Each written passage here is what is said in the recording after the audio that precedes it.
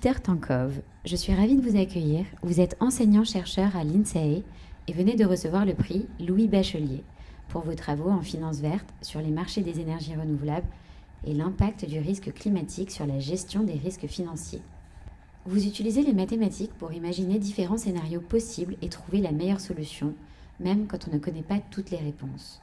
Tous les 2 ans, la London Mathematics Society, la Fondation Natixis pour la recherche et l'innovation et la Société de mathématiques appliquées et industrielles décernent conjointement le prix Bachelier pour récompenser des personnalités éminentes, largement reconnues dans le monde académique et professionnel de la finance quantitative ou de la gestion des risques. Le jury vous a distingué cette année pour votre travail internationalement reconnu, mené en collaboration avec de grands climatologues, économistes, régulateurs et ayant eu un impact significatif sur la recherche et la politique. Ce prix est une belle occasion d'en apprendre davantage sur vous et vos recherches. Les travaux de Peter illustrent comment la recherche peut être bénéfique pour les entreprises ou simplement pour la recherche, en intégrant la réflexion et les mathématiques dans le processus décisionnel. Bonjour Peter. Bonjour. Quelle a été votre réaction à l'annonce de ce prix et que signifie-t-il pour vous? La réaction, c'est toujours... je me dis qu'il y a sans doute plein de gens qui le méritent beaucoup plus que moi. C'était la première réaction. La deuxième réaction, c'est une très forte motivation pour travailler, parce que je vois que mes collègues apprécient ce que je fais, donc ils me font confiance. Bien sûr, ça donne une motivation supplémentaire, même si on n'est bien sûr pas motivé par la confiance de ses collègues. Et troisième, je pense que le jury du prix a décidé de récompenser pas seulement moi, Peter Tankov, mais aussi et surtout peut-être mes efforts pour rapprocher la finance verte et la finance quantitative. Parce que c'est un prix en finance quantitative et le jury a trouvé, disons, intéressant, peut-être bénéfique pour la communauté, que cette communauté s'ouvre un peu plus vers d'autres domaines, notamment le climat. Et comme moi, je développe depuis pas mal de temps ces sujets. Combien d'années? J'étais en quelque sorte au bon endroit, au bon moment. Bon, alors c'est pour vous remercier de tout le travail et pour éclairer un peu plus la finance durable. Voilà, pour mettre un peu en lumière effectivement la finance durable. Ça fait combien de temps maintenant la finance durable à peu près que vous avez commencé à travailler? C'est pas moi qui a commencé la finance durable. Moi, peut-être ça fait une dizaine d'années, mais le domaine, il existait depuis longtemps, mais c'est vrai que ça, depuis une dizaine d'années, surtout depuis l'accord de Paris, ça se développe quand même de façon exponentielle. C'est un sujet niche, encore? Alors, plus tellement. Je pense que la communauté est assez grande. Dans les revues assez mainstream, il y a des articles régulièrement en finance durable. Il y a des grandes conférences dans ce domaine qui rassemblent beaucoup de gens. Donc ce n'est plus tellement un sujet niche. C'est une urgence, justement. C'est plus que jamais une urgence aujourd'hui. Ouais, c'est un sujet effectivement important.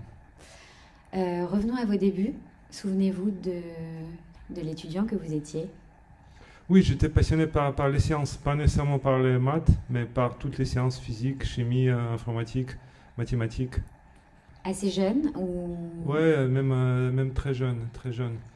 Comment est-ce que vous le comprenez? C'était quoi les premiers indices? À quoi s'intéresse un enfant quand il s'intéresse aux mathématiques? Je ne sais pas, dans les cours de l'école, ça racontait les histoires des nombres complexes. C'est un peu comme on parlait de filles. Après, 10 minutes plus tard, on parlait de nombres complexes. C'était des sujets au même titre dignes d'intérêt. Donc voilà. Non, mais après, la chimie, ça intéresse toujours des jeunes garçons parce qu'on peut faire sauter quelque chose. La physique aussi, d'une certaine manière. Informatique, bon, moi j'ai fait partie d'une génération qui a un peu grandi avec les ordinateurs. Donc informatique aussi, c'était un sujet super chaud. Je me souviens, à l'âge de peut-être 14 ans, j'ai passé mes matinées dans une bibliothèque à lire les journaux sur l'informatique, parce qu'à l'époque, il n'y avait pas d'Internet, donc c'était pas facile d'avoir des infos. Donc fasciné par... Voilà, après il y a eu les Olympiades, donc moi j'ai grandi en Russie, il y a le mouvement des Olympiades aux écoles, comme il y a, vous connaissez peut-être les Olympiades internationales de mathématiques. En France, c'est un peu moins connu. En Russie, c'est un peu plus connu. Donc moi, je faisais surtout des olympiades de physique. À quel âge? Ça, c'est au lycée, tous les ans. En fonction de l'âge, les sujets ne sont pas les mêmes. Passionnant. Oui. Après, donc, en Russie aussi, le système des écoles est un peu différent de la France. La sélection commence plutôt au niveau de lycée. Donc, plus tôt. Un tout petit peu plus tôt. Oui, un tout petit peu plus tôt. Il n'y a pas vraiment des grandes écoles, mais il y a des lycées qui sont un peu à la mode avec de très bons profs. Moi, j'ai eu la chance d'étudier dans un de ces lycées-là. J'ai eu de très très bons profs qui nous traitaient comme des adultes. Donc, c'était des professeurs qui venaient de l'université, ce n'étaient pas des profs de lycée. Ils nous traitaient vraiment comme des adultes et ça nous a permis aussi d'être peut-être un peu plus matures par rapport à ce qu'on voulait faire. Donc, j'ai commencé mes études en physique. Puis après, en venant en France, j'ai découvert à Polytechnique les probabilités. Bon, c'est un domaine qui m'a beaucoup plu parce que c'est un domaine de mathématiques, mais qui se concentre, enfin qui étudie un objet finalement de la vie courante, le hasard, que tout le monde connaît, mais que peu de gens comprennent finalement. Tout à fait. Est-ce que vous sauriez nous l'expliquer là, pour qu'on comprenne facilement? Bon, déjà, la notion de probabilité. Si vous lancez une pièce dans l'air, vous comprenez qu'il y a une chance sur deux que ça tombe sur pile et une chance sur deux que ça tombe sur face. Jusque-là, ça va. Qu'est-ce que ça veut dire? C'est très simple. C'est que si vous la lancez 1000 fois, il y aura à peu près 500 fois pile et 500 fois face. Après, si je dis que demain, il y a une probabilité de 50% qu'il fasse beau, qu'est-ce que ça veut dire? Déjà, c'est moins clair parce que vous ne pouvez pas répéter l'expérience 1000 fois. On ne peut pas revivre cet espace de temps entre aujourd'hui et demain 1000 fois. Donc quand on dit qu'il y a une probabilité de 50% qui fasse beau, là déjà c'est beaucoup moins clair. Il faut entrer dans les détails des définitions, comment est-ce qu'on peut définir ça, comment est-ce qu'on peut l'expliquer. Donc la probabilité c'est à la fois simple, parce que tout le monde voit à peu près ce que c'est, mais ça peut être assez complexe. Et donc il y a beaucoup de liens entre les probabilités et les autres disciplines, donc la physique, l'économie, la finance. Et c'est ça qui m'a un peu attiré vers ce domaine, parce que c'est des maths, mais c'est quand même proche des autres domaines de la science. Surtout quand on commence à s'intéresser pas seulement à des probabilités simples comme lancer une pièce, mais à des processus stochastiques. Là, c'est des objets un tout petit peu plus compliqués parce qu'ils décrivent des phénomènes dynamiques. Là, ça devient franchement intéressant et passionnant. Aussi bien au niveau de la richesse des modèles qu'on peut en construire et au niveau de la beauté mathématique sous-jacente. Donc l'école polytechnique est reconnue comme la meilleure école d'ingénieurs en France. Quelle influence cette prestigieuse institution a-t-elle eu sur vous? Déjà, oui, une influence assez importante parce que l'école polytechnique m'a permis de venir en France. À l'époque, il y avait le concours pour les gens qui n'ont pas fait de prépa. Et c'est via ce concours-là que j'ai pu intégrer la Polytechnique. Alors, et donc ça a changé ma vie quand même parce que j'ai changé de domaine de recherche. Ensuite, j'ai rencontré des très très bons professeurs. En termes d'apprentissage, à l'IX, je n'ai pas beaucoup apprécié à l'époque parce que c'était très différent de ce que j'ai pu vivre en Russie. Ça allait très peu en profondeur. Maintenant, ça a changé un peu parce qu'ils ont fait des réformes. On peut aller un peu plus en profondeur à l'IX. À l'époque, il fallait vraiment découvrir un très grand nombre de domaines, mais on n'allait jamais en profondeur. C'est-à-dire un cours de 8 sciences et c'est fini. On passait à autre chose. On faisait la biologie pendant 8 sciences. Ensuite, la biologie se termine, on passe à la mécanique quantique. Voilà, donc ça a des avantages, mais ça a aussi des inconvénients. Mais ce qui est incontestable, c'est que les professeurs sont excellents. Donc j'ai pu rencontrer mon directeur de thèse et d'autres personnes, comme par exemple Nicole Elkaoui, qui ont eu une influence très importante sur ma vie. Et puis en France, il est vrai que quand on a fait l'IX, c'est quand même plus facile après. Oui, il paraît-il que c'est un tiers des entreprises du CAC 40. Les dirigeants des entreprises du CAC 40 représentent un tiers de... Oui, après, ça me concerne moi parce que moi, je suis dans la recherche, mais même dans la recherche, je pense que ça facilite un tout petit peu. Ça facilite à quel niveau? C'est un filtre. Donc, quand les gens qui recrutent, ils voient sur le CV... C'est un gage de qualité. L'école polytechnique, ils voient ça comme un gage de qualité. Au début. Après, il n'y a plus... Ça n'a plus aucune influence. Mais au début de la carrière, ça peut être important. Quelles sont les clés pour qu'un chercheur soit reconnu dans son domaine? Comment est-ce que c'est par ses travaux, sa longévité dans la carrière ou son parcours, son réseau? Comment est-ce qu'on devient un chercheur reconnu? Je pense qu'il y a différentes voies. On peut effectivement démontrer un théorème que personne ne pouvait démontrer depuis 50 ans. On devient tout de suite reconnu. Mais pour les gens, disons, normands, bon, il faut écrire des articles, il faut discuter avec les gens dans les conférences, il faut parler dans les colloques. Ouais, je ne sais pas si on peut le formuler facilement. Ce qui est, enfin, moi. Vous, par exemple? Ouais, en fait, on a écrit un livre avec mon directeur de thèse, alors que j'étais encore en thèse, qui a été beaucoup lu. Donc ça a permis effectivement de se faire connaître. C'est le sujet qui intéressait, vous pensez? C'est que quand on a travaillé sur ce livre, le sujet était à la mode, donc beaucoup de gens étaient intéressés par ce sujet. C'était le sujet de processus avec soi en finance, donc à l'époque pas du tout de finance verte. C'est le modèle pour la finance à base des processus qui ne sont pas continus, mais qui peuvent sauter d'un point à l'autre. Et puis ça fournit un modèle pour les cracks boursiers, les crises financières, etc. Donc on a fait un livre sur ce sujet qui a été, je pense, apprécié par la communauté. Et après, quelle est la suite de ces recherches? Est-ce qu'elles sont appliquées dans l'entreprise après votre livre? Comment est-ce que ça a été déployé? Je pense que mon livre a été sur le bureau de pas mal de gens, même ceux qui travaillaient en entreprise. Ils testaient sans doute ces modèles. Je ne sais pas si après les modèles étaient mis en production, mais c'est sûr qu'ils étaient testés. Quelle est la relation entre les chercheurs et le privé? Vous êtes souvent en relation ou consulté ou... Ouais, donc il y a des projets type consulting, et après il y a des projets type mécénat, comme des shares. En France, les deux sont assez développés. Et vous avez les deux, vous, Peter? Oui, un peu des deux, oui. Alors, à quoi ressemble une journée dans la vie de Peter Tankov? Il y a plein d'activités différentes. En fait, la difficulté, c'est de trouver du temps pour réfléchir un peu à des projets de recherche. Parce que la différence par rapport à un travail, disons, normal, c'est qu'il faut dégager du temps pour la réflexion. On ne peut pas être tout le temps dans le quotidien. Et pour penser à un projet de recherche pertinent, il faut du temps. Là, donc, vous en avez un bientôt ou vous avez des pistes? Non, il y a toujours des projets en maturation, mais pour les faire avancer, il faut trouver du temps pour la réflexion. Là, c'est la rentrée universitaire, donc c'est un peu plus difficile que d'habitude. Comment vous faites? C'est une fois par semaine? Une journée par semaine pour vous ou... Non, j'arrive pas à faire ça. Enfin, en tout cas, c'est pas une journée fixe. Quand j'ai une demi-journée de libre dans mon agenda, j'essaie d'avancer mes projets de recherche. Ok.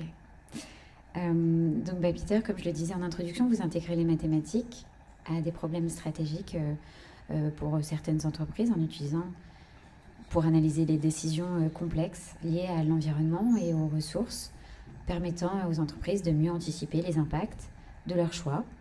On peut retrouver 4 articles sur votre site internet, et tous les autres projets, mais les 4 récents pour donner une idée à votre audience. Vous avez un premier article, par exemple, qui explore comment les entreprises prennent des décisions sur l'arrêt de leur activité et le désinvestissement dans un contexte d'incertitude future. Oui, donc ça fait partie de mes travaux sur les scénarios et l'impact de l'incertitude des scénarios. Donc les scénarios sont les histoires sur le futur, voilà, que les entreprises utilisent pour prendre les décisions en présence d'incertitudes sur le futur, notamment l'incertitude liée au climat ou à la transition environnementale. Donc ces scénarios sont publiés, il y a des bases de données. Par exemple, une très connue, c'est le NGFS, Network for Green and the Financial System, une base de données de scénarios. Et ce qui m'intéresse ici, c'est quel est l'impact du fait qu'en réalité, on ne connaît pas les scénarios, qu'ils peuvent en avoir plusieurs. Voilà, et donc il se trouve que l'impact peut être assez important parce que l'entreprise, quand elle connaît le scénario, elle peut prendre la décision optimale, alors que quand il y a plusieurs scénarios qui sont possibles, la décision ne sera forcément pas optimale. Donc ça réduit la valeur des actifs et ça rend la vie en général plus difficile. Donc c'est très important, j'imagine, pour elles de s'informer. Elles ont intérêt à connaître ces bases de données. Les bases de données, effectivement. Même pas seulement les bases de données. Moi, je ne développe pas directement ces bases de données. On en a d'autres. Hein. Mais j'explore l'impact de l'incertitude, du fait que dans cette base de données, il y a plusieurs scénarios qui sont possibles. Et on ne sait pas lequel va être le bon. Un deuxième article, par exemple, qui examine l'influence des investisseurs pro-environnementaux sur les pratiques du greenwashing des entreprises, à l'aide d'un modèle dynamique qui montre comment des décisions d'investissement transparents peuvent encourager des comportements plus responsables, durables de la part des entreprises.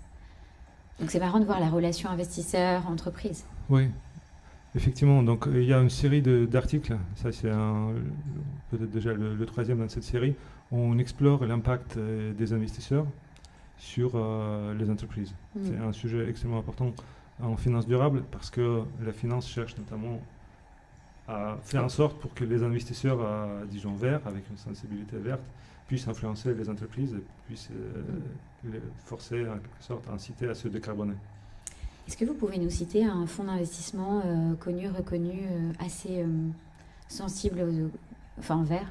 Oui, donc par exemple le fonds Mirova, qui est une filiale de Natixis spécialisée dans l'investissement durable, et avec lesquels on a récemment commencé un projet de mini-share, un projet de recherche, dans lequel on va justement explorer l'investissement d'impact.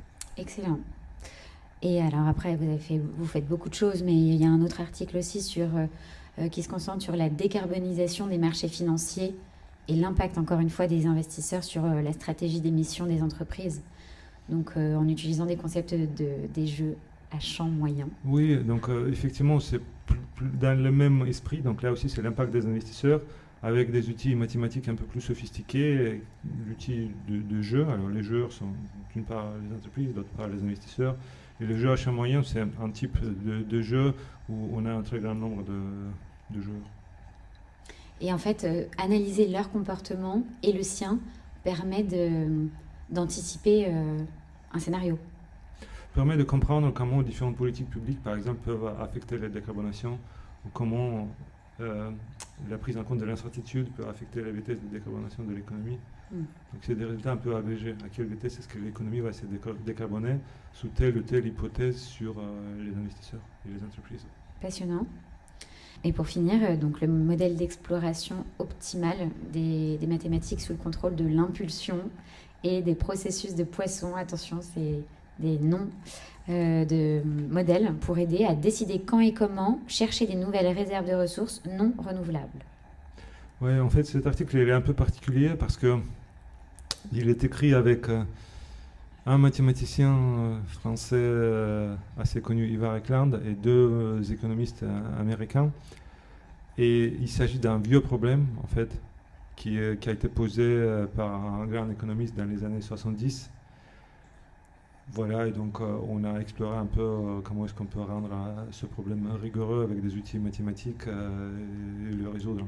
Alors en un mot, ce problème, c'est comment Ce problème, c'est exploration optimale, consommation optimale du pétrole, extraction optimale du pétrole quand il y a de l'incertitude sur les réserves disponibles. Ça aide à maximiser les bénéfices tout en gérant les incertitudes et les coûts. Ça aide à comprendre, par exemple, qu'est-ce qui va se passer avec le prix de pétrole quand on s'approche de la fin du pétrole. Les prix augmentent, j'imagine. Les prix augmentent, oui, mais ils ne vont pas seulement augmenter parce qu'ils vont continuer à osciller. Parce que la distribution des réserves est aléatoire. Donc on peut tout d'un coup, s'il en reste très peu, on peut tout d'un coup quand même en trouver un tout petit peu. Dans ce cas-là, ça fait baisser le prix. Le prix n'augmente pas en continu, il fait des oscillations. Et on cherche justement à comprendre le comportement du prix dans ce cas-là. Bah écoutez, je vous remercie beaucoup, Peter Stankov, de nous avoir répondu. Merci pour votre temps. Oui, je vous en prie.